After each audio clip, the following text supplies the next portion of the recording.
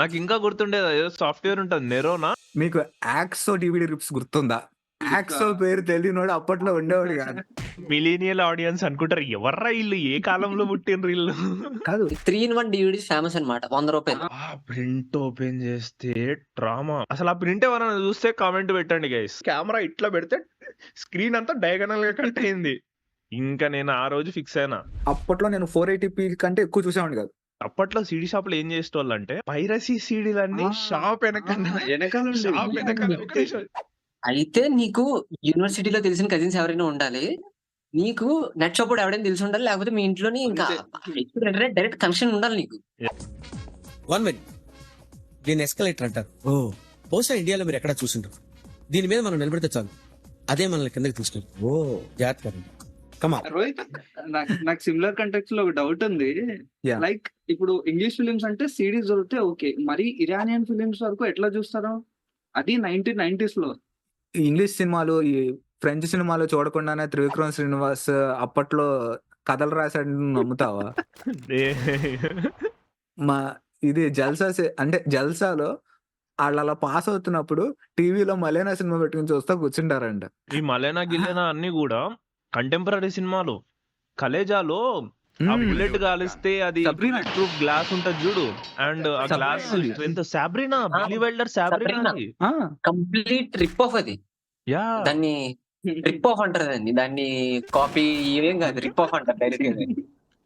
మీకు తెలీదా? బేసిక్ గా ఆర్జీవి చెప్తాడు కదా. ఆర్జీవికి వరకు డివిడి షాప్ ఉండేది, లైక్ వరల్డ్ సినిమా అంతా దొరికేది, నాకు అలానే పరిచయం అయ్యాడు డిఓపి అని చెప్పి చెప్తాడు.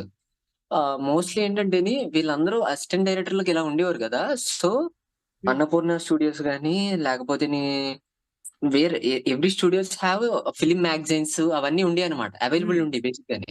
What's happening in the world అన్నది ఈ ఈ ఆ స్టూడియోస్ కి వీటికి యాక్సెస్ ఉన్న వాళ్ళందరూ నాలెడ్జబుల్ అయ్యేవారు అనమాట. అసిస్టెంట్ డైరెక్టర్లు అందరూ అక్కడ లెర్న్ చేసుకునేవారు.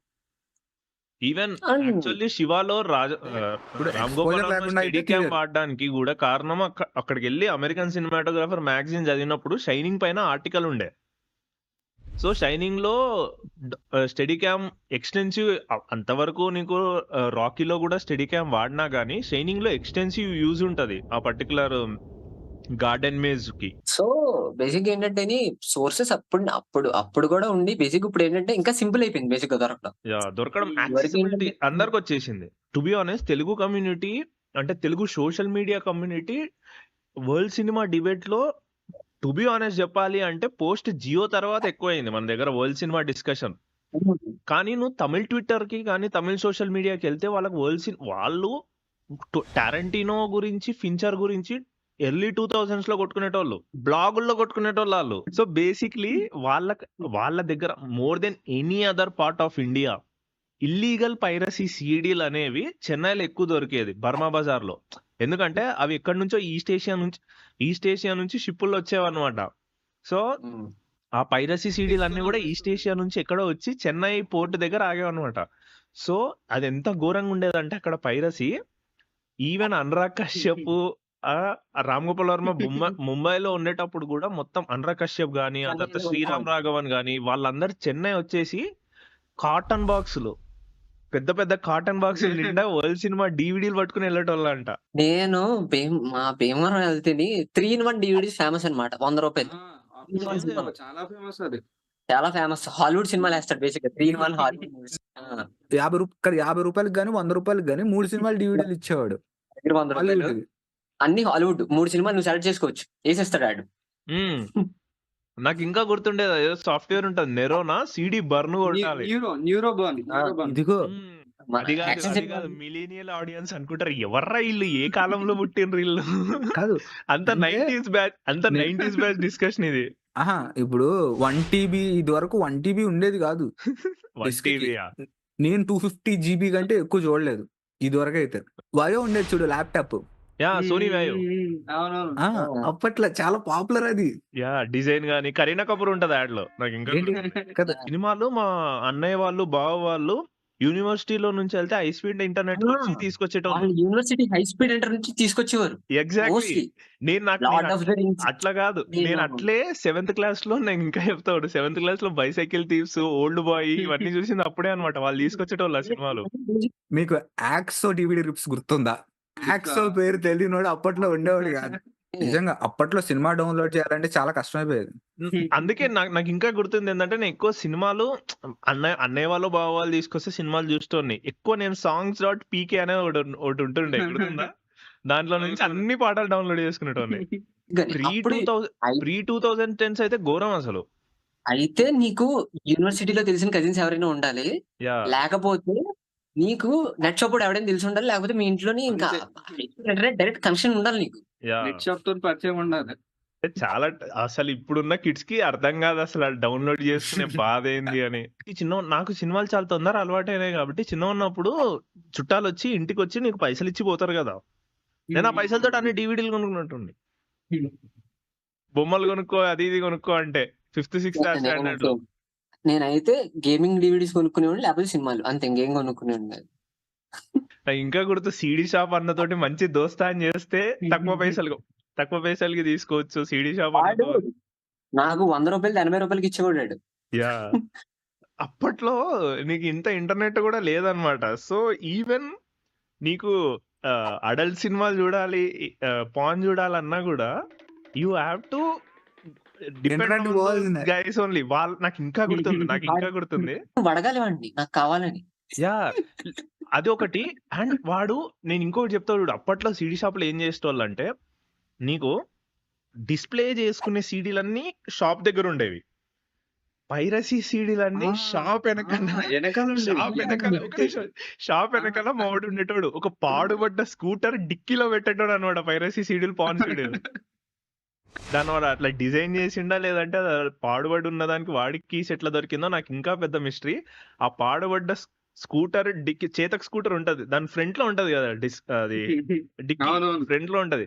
నాకు ఇంకా గుర్తుంది, నేను ఫస్ట్ టైం పోయినప్పుడు అన్న నేను కూడా రావచ్చా అంటే, అప్పుడు పైరసీ సీడీకి ఇట్లా లోపలికి పోతే వాడు ఎంత లోపలికి ఉంటది, అక్కడ ఇట్లా మెల్లగా కీ తీస్తే ఇట్లా అన్ని పింక్ కలర్ ప్యాకెట్ లో ఉండేవన్నమాట.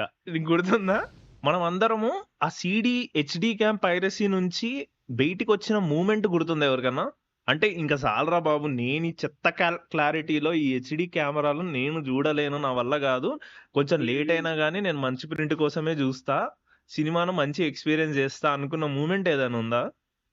ఇంటర్ తర్వాత నేనైతే ఇంటర్ తర్వాత మోస్ట్లీ. నాకు ఇంటర్ లాస్ట్ ఇంకా గుర్తులేదు నిజంగా. ఇంట్రెస్ట్ పోయింది. అంటే ఇంటర్ తర్వాత నేను థియేటర్కి వెళ్ళి చూడడం దాన్ని చాలా భయంకరంగా ఎంజాయ్ చేసేవాడిని.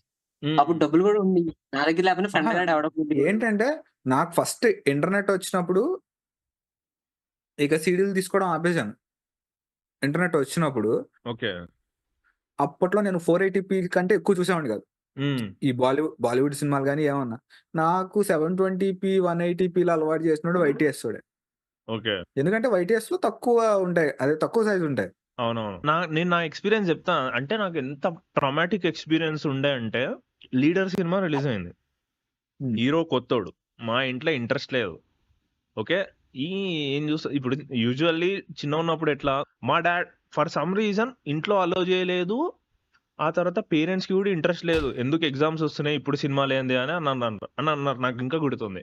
నాకేంది, సరే శేఖర్ కమ్ముల సినిమా, అప్పటికే హ్యాపీ డేస్ డైరెక్టర్ అని తెలుసు, ఎట్లన్నా ఈ సినిమా చూడాలని అనుకున్నా. సో సినిమాకి వెళ్ళే స్కోప్ అయితే లేనే లేదు యూనో. ఆ తర్వాత సీడీ షాప్ అన్నని అడిగిన, అన్న సినిమా ఉందా అంటే, వచ్చిందిరా ప్రింటర్. నేను ముందే అడిగిన అనమాట, అన్న ప్రింట్ బాగుందా అని అడిగిన. అడుంటే బాగుంది, బానే ఉంది, కొంచెం ఆడియో అట్లుంది కానీ బాగుంది అన్నాడు. ఆ ప్రింట్ ఓపెన్ చేస్తే డ్రామా, వాడెక్కడో కార్నర్ సీట్ లో కూర్చున్నాడు, సెంటర్ సీట్ లో కూర్చుని నువ్వు హెచ్డి క్యామ్ ఓపెన్ చేస్తే ఓకే. అసలు ఆ ప్రింట్ ఎవరన్నా చూస్తే కామెంట్ పెట్టండి గైస్, ఎవరన్నా ప్రింట్ చూస్తే కామెంట్ పెట్టండి. నాకు నీ అమ్మ వద్దులే ఇంకా, ఎంత బూతులు వచ్చినాయంటే, వాడెక్కడో కార్నర్ సీట్ లో, కింది రోలో కార్నర్ సీట్ లో కూర్చుని కెమెరా ఇట్లా పెడితే స్క్రీన్ అంతా డయాగనల్ గా కట్ అయింది, డైలాగులు వస్తలేవు. సరే నా దరిద్ర బతుక్కి ఇదే ఎక్కువనేమో అని చెప్పేసి సినిమా కంటిన్యూ చేస్తే ఇంటర్వెల్ లో స్టాప్ అయిపోయింది అంతే. ఇంకా దాని తర్వాత సినిమా లేదు. ఇంటర్వెల్ బ్లాక్ కి వాడి కెమెరా దొరికిందో లేదంటే కెమెరాలో బ్యాటరీ అయిపోయిందో నాకు తెలియదు కానీ అయిపోయింది, సినిమా ఇస్ డన్. ఇంకా నేను ఆ రోజు ఫిక్స్ అయినా. కావాలంటే వెయిట్ చేద్దాం గానీ, ఇట్లా సగం సగం సినిమా, సగం సగం స్క్రీన్‌లల్ల నేను చూడలేను. నా వల్ల కాదని చెప్పేసి సీడీ పైరసీకి గుడ్ బై చెప్పిన రోజు అది.